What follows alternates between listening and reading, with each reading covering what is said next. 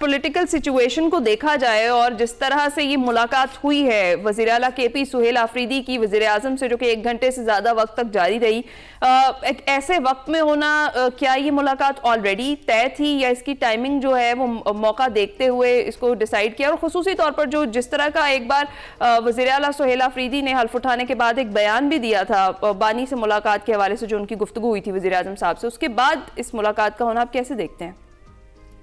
देखिए, इश्क इमरान से लेके और इश्क अवाम तक पहुंचे हैं ये, और तो कोई बात नहीं है ना कि अब फंस गए थे। और वफाकी हुकूमत ने इस लिहाज से बेहतरीन काम किया। इनको ये चाहिए था। मैं समझता हूँ कि बड़े भाई के तौर पे वजीर आजम ने पहले भी जब कॉल की थी और अब भी जब राब्ता हुआ, तो अब तो मुख्तलिफ है ना कि जी इन्होंने राब्ता किया, ये उन्होंने किया, लेकिन वफाक और सूबे में हम आंगी होना, जो अपने अपने मसाइल की सियासी गुफ्तगू अलग चीज़ होती है। जब जाहिर है दो मुख्तलिफ पार्टी हैं तो उन्हें चाहिए कि अपनी आइडेंटिटी बरकरार रखते हुए लेकिन सूबे के अवाम के लिए काम करें। तो जैसे आपने अभी जो शॉर्ट सुनवाया मुख्तलिफ, उसमें जो मुख्तलिफ ये बात करते रहे हैं वज़ीर आला सुहेल आफरीदी कि हम मजम्मत करते हैं दहशतगर्दी की, बस असल में अच्छा ये किया कि उन्होंने तालिबान के हवाले से गुफ्तगू की कोई बात नहीं की। उन्होंने कहा कि मैंने इमरान खान के हवाले से कोई बात नहीं की, जबकि मुज़म्मिल असलम ने रात मुख्तलिफ टॉक शोज में कहा कि उन्होंने जिक्र जरूर किया सुहेल आफरीदी ने कि मैं 4 माह से इमरान खान से नहीं मिल सका हूं, लेकिन प्राइम मिनिस्टर ने कोई जवाब नहीं दिया।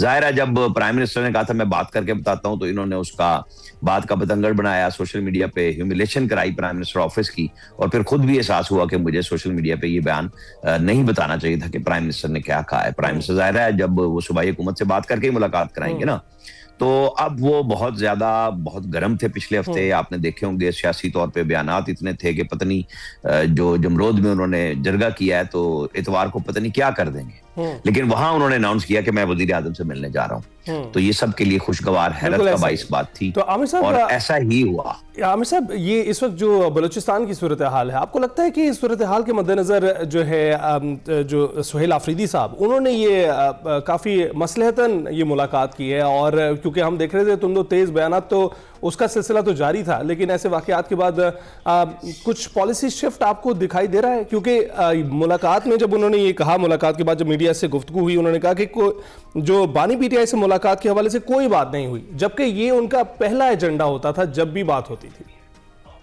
तो यही बात मैंने कही ना इश्क इमरान से, तो उनका था कि मैं तो आया रिहाई के लिए हूँ। और फिर इनकी पार्टी में बात होने लगी कि कैसा वजीर आला आया कि हम रिहाई की बजाय मुलाकातों को भी तरस गए हैं, और ना इनकी मुलाकात हो रही है ना हमारी हो रही है। तो वो पीटीआई को भी समझ आ रही थी कि जो आर्मी चीफ और फौज और अवाम के दरमियान में दराड़े डालने वाली इमरान खान की ट्वीट थी डॉक्टर उज़मा के बाद, खास तौर पे फिर मुलाकातें तो बिल्कुल ही बंद हो गई। बीच में सलमान सफदर साहब 8 मिनट के लिए मिले थे। तो यही गवर्नमेंट कह रही है कि पहले आदम नजीर, तारड़, नवाज शरीफ और शहबाज शरीफ से मिलते थे तो सियासी बयानात नहीं देते थे, और फिर वो जो भी इंस्ट्रक्शन थी ख्वाजा आसिफ के पास पहुंच जाती थी और सियासी तौर पे काम होता था। तो यही वो कह रहे हैं कि अगर आपने कोई मिलना है तो आप इस तरह की गुफ्तगू ना करें।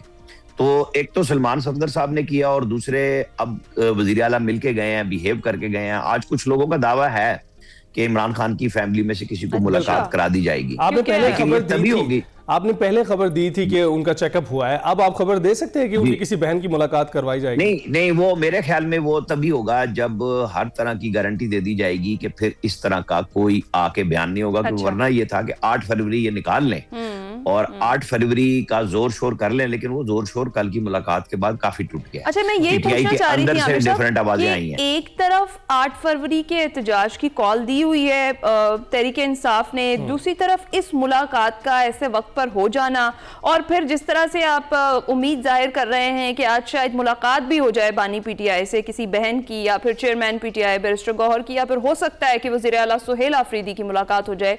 सारे मामलात के दरमियान में मैं चाहती हूँ कि जरा अंदर की खबर आप बताएं कि ये मुलाकात जो है ये किसकी जानिब से जो है वो इनिशिएट की गई और किस तरह से कराई गई? आपको लग रहा है कुछ बर्फ पिघलने के इम्कानात हैं? देखिए, होने का तो कुछ भी हो सकता है, लेकिन आज सुहेल आफरीदी का नाम नहीं है, क्योंकि वो रफका में सियासी दोस्तों में जुमेरात के लिस्ट में नाम आ सकता है। आज वकला और फैमिली का दिन है। तो वकला में पिछली दफा बड़ी क्लियर बात है कि मंगल को ऑफर मौजूद थी बैरिस्टर गौहर को, गो के उन्होंने तरदीद की, तो हम उसका एहतराम करते हैं। लेकिन उन्हीं का एक ऑडियो शॉट हमारे इमरान असगर ने भिजवाया भी था कि मैं अकेला नहीं मिलूंगा। उससे वो होता है कि उन्होंने इनकार किया कि कहीं उनके गले कोई ऐसा काम ना पड़ जाए कि वो फंस जाएं कि आके बात करें। तो अब ये पीटीआई की सियासी क़यादत का फैसला होगा कि वो कितनी जिम्मेदारी से जो मुख्तलिफ इदारों के साथ उनकी बातचीत जारी है। जो सलमान अकरम राजा ने भी कहा था कि हम मुख्तलिफ लोगों से, हमारे लोग राब्ते में हैं कि हमें सिर्फ खान साहब की सेहत का पता चल जाए। ये बात है जुमेरात की, जब वजीर आला आए हुए थे। लेकिन मंगल की बात अगर बैरिस्टर गौहर नहीं माने अकेले जाने पे, तो ये तो पीटीआई के लिए खुद लम्हा फिक्री है। किसी दिन पब्लिक भी हो जाएगी बात कि किसको कब कहा गया था कि आके मिले, और लोग सोशल मीडिया के प्रेशर की वजह से नहीं मिल रहे थे। अब 8 फरवरी की डेट है, एक तरफ बर्फ पिघलती है कि विफाक और सुबह मिलते हैं, तो ये एक खालिस्तान इंतजामी मामला कह दें आप। आईनी पोजीशन तो यही बनती है ना कि वजीर आला को चाहिए कि प्राइम मिनिस्टर से बात करें, अपने सूबे के हकूक के लिए बात करें कि विफाक कहाँ कोताही कर रहा है, कहाँ ठीक नहीं कर रहा। तो ऐसे में उनके ऊपर एक प्रेशर बढ़ाया है कि आप गए थे और आपने इमरान खान की बात भी ना की। तो दबे लफ्जों में कल काम शुरू हुआ है एक आधे दिन में। तो जब ये मोमेंटम बनना था, तो वो मोमेंटम 8 फरवरी की तहरीक का टूटना शुरू हुआ। और खुद पीटीआई की क़यादत को पता है कि जिस शहर में आप बैठे हुए हैं, अगर यहाँ तहरीक शुरू नहीं होती तो कहीं पे भी नहीं होती। तो यहाँ पे तो तहरीक, जिस दिन ये कह रहे हैं पहिया जाम होगा, हड़ताल करेंगे, तो आप, मेरा ख्याल है लाहौर तो सारा बाहर होगा। लाहौर क्या, पूरे पाकिस्तान से, पंजाब के अलावा लोग फेस्टिविटी 3 दिन से, यानी छुट्टी तो कल दी है ना शबे महराज की मरियम नवाज ने। तो आप देखें जो पतंगों की इजाजत हुई है कि गुड़ियां लूटने के लिए लोग इस तरह गए हुए थे जैसे जो खरीद रहे हैं वो लूट ही रहे हैं। कि इस तरह वो एक दावत थी वहां पे कि लोगों को 25 साल के बाद एक मिल रही है। मेरे ख्याल में तो ये हमें सबको समझना चाहिए कि त्यौहार मनाने हैं, हमने इसको आखिरी त्यौहार समझ के नहीं मनाना, क्योंकि लोगों की जान माल सब हिफाजत भी होनी चाहिए, अच्छे अंदाज से करें। लाहौरियों का शऊर भी होगा और लाहौर के अंदर आने वालों का भी। तो फिर सियासत तो फंस जाएगी, बिल्कुल ऐसा ही है। तो आमिर साहब, आपको लगता है कि ये मुलाकात जो है, मुलाकात हुई है, मुलाकात वजीर आज़म और वजीर आला की, और फिर आज की मुलाकात भी, उसके भी इम्कानात रोशन है। अगर ऐसा हो जाता है तो आपको लगता है कि हुकूमत फेस सेविंग देगी 8 फरवरी को पीटीआई को? देखिए, वो फेस सेविंग तो पीटीआई पहले से मांग रही है और कह रही है कि हमारा हतमी दिन नहीं है और हम इससे मोमेंटम को बढ़ाएंगे। तहरीक तहफ़्फ़ुज़ आईन पाकिस्तान ने पहले कहा कि हम कर रहे हैं, फिर पीटीआई ने कहा हमारा इससे कोई ताल्लुक नहीं, और अब पीटीआई सारी क़यादत भी कह रही है कि हम इसमें जाएंगे, लोगों से अपील कर रहे हैं। उन्होंने कहीं ना कहीं डोर टू डोर कैंपेन भी की, कुछ पोस्टर पैम्फलेट भी बांटे हैं लोगों ने। लेकिन वो मोमेंटम मुझे इसलिए बनता नजर नहीं आ रहा कि बस वज़ीर आला सुहेल आफरीदी जब लाहौर आए तो कामयाब ना हुए। वो जो वहां पे गए थे सिंध में, वहां बाजारों में गए तो लोग भी थे, उनको इजाजत भी थी, लोग आए भी थे मिलने के लिए, लेकिन फिर वो अपने सूबे में फंस गए जाके, क्योंकि मरकजी लीडरशिप तो पीछे थी, क्योंकि वो तो ना पंजाब में मुतहरिक हो रही है ना कहीं और हो रही है। तो ये पीटीआई का 8 फरवरी का बस ये है कि मीडिया पे शोशा हो गया। अली अमीन के फिर दौर में जैसे कि 8 को क्या होगा क्या नहीं होगा। अली अमीन के दौर में जैसे ये जलसे जुलूस होते रहे, एहतजाज होते रहे, आपको लगता है उससे मुमासलत ही रखेगा ये? नहीं, अभी बढ़त पे बड़ी कमी है। मैं कह रहा था कल भी कि उन्होंने तड़ी छड़ी कोई नहीं लगाई प्राइम मिनिस्टर से मुलाकात के बाद। पीटीआई का वतीरा है ना कि अपने जरा लोगों को बताने के लिए कि हम बड़े बहादुर हैं और हम ये कर देंगे और हम वो कर देंगे। इस दफा वो बातगश्त अब खत्म हो चुकी हुई है। तो ऐसे में मतलब एहतजाज करना चाहिए, ये वैसे कोई बुरी बात नहीं है, खुशाइंद बात है कि आप कानून को हाथ में लिए बगैर अपना एहतजाज करें, तो शायद आपको आगे आने वाले दिनों में पंजाब में भी सियासी आजादियां इस तरह मिल जाए। क्योंकि 9 मई और 26 नवंबर गुजारने की वाली पार्टी के लिए कोई सियासी स्पेस बनाना आसान काम नहीं होगा। ना उनको देंगे कोई स्पेस और ना ये ले सकते हैं, क्योंकि ये प्रेशर तो डाल नहीं सकते। वो पब्लिक सपोर्ट तो इस तरह अवामी सतह पे नजर नहीं आई कि जी आप पहिया जाम हड़ताल कर देंगे। अब आज 3 तारीख है, 2 तारीख है, सॉरी 3 तारीख है आज। तो कितना मोमेंटम आपके पास पंजाब में नजर आ रहा है, हमें नजर आ रहा है बाकी जगहों पे।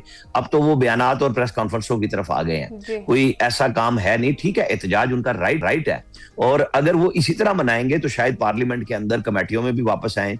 तो सियासी तौर पे जद्दोजहद में इनको कुछ पॉलिटिकल आजादी मिल भी जाए। यही जो सिचुएशन है जिसमें आज हम एक्सपेक्ट कर रहे हैं कि शायद फैमिली में से किसी की मुलाकात हो जाए, तो इस आज की मुलाकात के बाद आपको लगता है कि 8 फरवरी का एहतजाज शायद मुलतवी भी किया जा सकता है? शायद ये फैसला किया जाए कि कौमी मुफाद में ये डिसाइड किया जा रहा है और ये जो एहतजाज है इसे मुलतवी किया जा रहा है?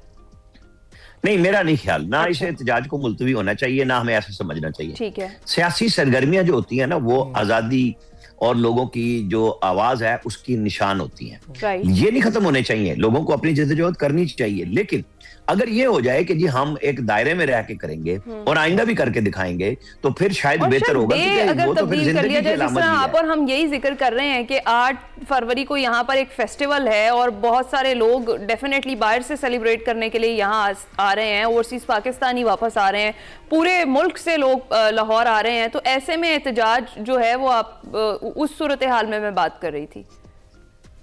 नहीं देखें, ये जो सियासी तौर पे ना मैं समझता हूँ कि चलना चाहिए, ठीक है, इसको रुकना नहीं चाहिए। और ये फेस्टिव भी उसके पीटीआई के बड़े डायहार्ड लोग कह रहे हैं कि हमारी वजह से किया है, हाँ जी, कि जनाब नजर आए। लेकिन आप ये देखें कि ये तो पूरी पंजाब गवर्नमेंट की साख दबाव पे लग जानी है, दबाव पे लगनी है कि होगा क्या अगर कुछ डोरे शोरे गले खुदा ना खास्ता फिर गई, तो ये ऐसा नहीं है। लेकिन ये भी एक लोगों की, जहां सियासी तौर पे हम जद्दोजहद की बात करते हैं कि लोगों को करनी चाहिए, वहां ये कल्चरल फेस्टिवल भी होनी चाहिए ना। ये भी तो एक जिंदगी की अलामत है, तो ये भी जारी रहने चाहिए, इनके अंदर रुकावट नहीं आनी चाहिए ना। ये उसका तोड़ है, बल्कि ये तो आप देख रहे हैं कि लाहौर में तो मैंने एक दोस्त के लिए पता किया, कोई होटल कोई रेस्ट हाउस मिल ही नहीं रहा है, सब बुक हो चुके हैं लोग। आमिर साहब, वैसे भी वजीर आला को की पजीराई होनी चाहिए क्योंकि कल्चर फेस्टिवल वापस आया, लेकिन उन्होंने सियासी तौर पर बहुत बड़ा रिस्क लिया है इस पे, और उन्होंने अपनी सियासत को बिल्कुल बालाए ताक रख के उसे ये फेस्टिवल वापस लेकर आई हैं, बिल्कुल इस पर पजीराई होनी चाहिए।